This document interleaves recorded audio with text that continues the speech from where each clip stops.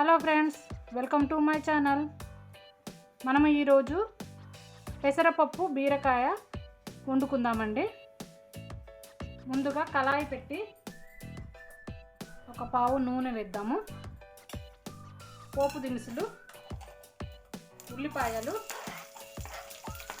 మిర్చి, కొంచెం కరివేపాకు వేసి కలుపుకుందాము. ఫ్రై అయ్యాక బీరకాయలో పెసరపప్పు వేసి చేస్తే టేస్టీగా ఉంటుంది. పసుపు, కొంచెం అల్లం పచ్చిదనం పోయేదాకా కొంచెం ఫ్రై చేద్దాము. 1 మినిట్. ముక్కలుగా చేసుకున్న బీరకాయలు 5 నిమిషాలు మగ్గనిద్దాము.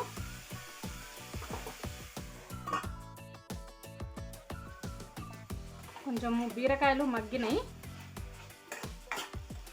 కట్ చేసి పెట్టుకున్న చిన్నవి 2 టమాటాలు, పెద్దదైతే ఒకటి సరిపోతుంది, చిన్నవి కాబట్టి 2 టమాటాలు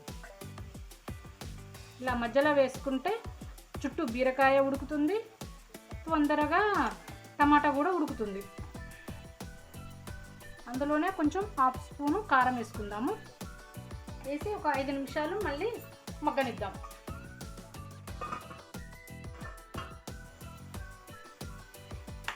టమాటా ఉడికింది.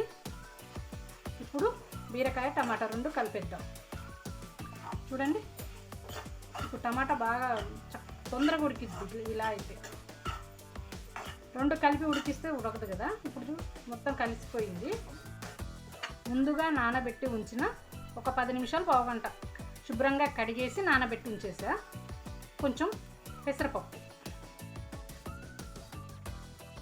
పప్పు ఉడకాలి కదా, అందుకే కొంచెం వాటర్ వేద్దాం. ఒక 10 నిమిషాలు ఉడికిద్దాం.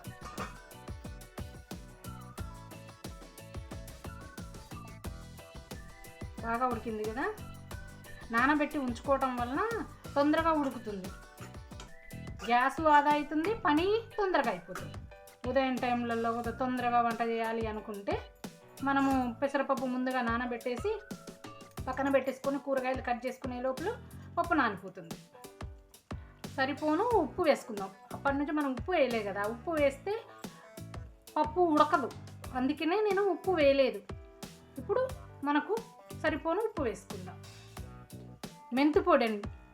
ఈ మెంతిపొడి ఎందుకు వేస్తున్నానంటే, కొంతమందికి పెసరపప్పు తింటే కడుపు నొప్పిగా ఉంటుంది, కడుపు ఉబ్బరం ఉంటుంది అంటారు కదా. అలాంటి వాళ్ళకి ఈ మెంతిపొడి వేయటం వల్ల మంచిగా అరుగుతుంది. కడుపు ఉబ్బరం అట్లాంటిది ఉండదు, కడుపు నొప్పి లాంటిది ఉండదు. చక్కగా తిన్నా కూడా ఏ ప్రాబ్లం రాదు. అందుకే కొంచెం మెంతిపొడి వేసాను. టేస్ట్ కూడా మెంతిపొడి వేసుకుంటే పప్పు టేస్ట్ బాగుంటుంది. ట్రై చేసి చూడండి మీరు. కొంచెం కొత్తిమీర జల్లుకొని స్టవ్ ఆఫ్ చేసుకోవడమే. మా ఛానల్ని సబ్స్క్రైబ్ చేసుకోండి, లైక్ చేయండి, కామెంట్ చేయండి. Thank you.